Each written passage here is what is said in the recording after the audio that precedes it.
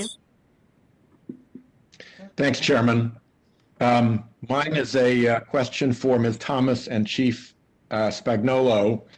The Bureau of Alcohol, Tobacco, and Firearms runs a National Tracing Center, correct? Yes. Yeah, and the National Tracing Center is only allowed to trace crime guns and crime cartridges. It's not any kind of National Firearms Registry, correct? To the best of my knowledge, that's correct. Yes. Yes. Yeah. So when it started back in I guess 1988, it was getting, the first year it got 48 requests for tests, and now it's up to 490,000. So it's a busy place. It has 800 million records in its database, and if you leave a fingerprint at a crime scene, Chief, as you know, your officers can take that fingerprint and they can take it to NCIS and they can run a computerized search and they can get a hit to find out what other crime scene might have had a similar fingerprint. How quickly?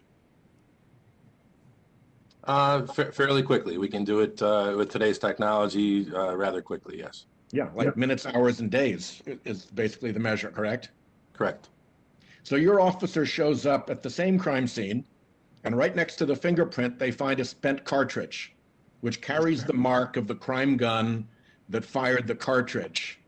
Compare for me how quickly your officers can get access to the ballistics information related to that crime gun's cartridge, and how quickly they can get access to the fingerprint information.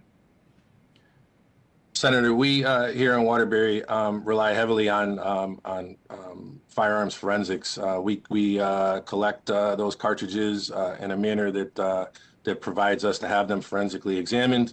And when we retrieve weapons and guns from off the street, they are test fired here at our police headquarters, and then that cartridge is actually brought up to the state lab to be entered into the NIBIN system.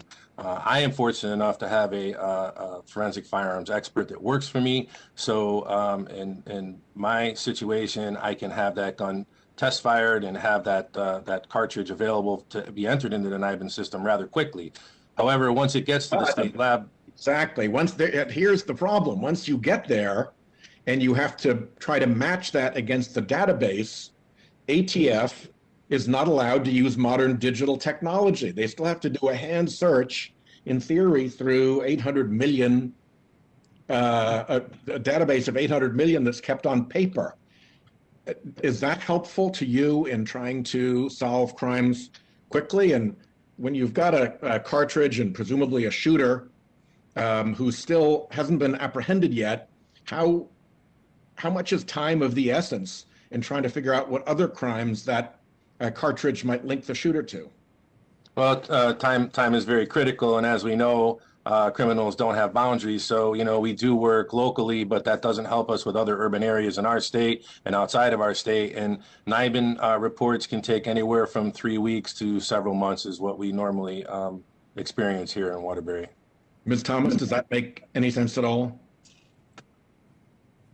It certainly isn't a system designed to reduce the use of guns in crimes and to empower law enforcement as best we can to reduce acts of violence. So it's not a system that's designed to support law enforcement. It's a system that's put in place to make it far more difficult for them to do their jobs effectively. Why would a cartridge fired by a criminal at a crime scene be entitled to more protection than that individual's fingerprint left at a crime scene? Well, it certainly shouldn't. This is evidence that we could use to investigate this crime and bring the person responsible to account for. Yeah, and if you could actually get this information timely, you might even be able to head off another violent crime because you'd know more quickly who was on the loose with a weapon that had just been used in a crime, if you could tie it to the evidence from another crime where you had some good information. Senator, in an urban area, there may be a 24-hour period where we may experience several shootings that we believe are connected, and through witnesses and through other forensics and surveillance, we can kind of determine they're connected. But to have that ballistic information available to us in a timely fashion would be extremely beneficial. Yes. Thank you. Mr. Chairman, my time is up, but just for the record, this problem exists because our Republican friends pushed through a requirement that the ATF not use modern computer technology to search for firearms. It makes no sense, and I hope we can fix it. Thank you. Thank you.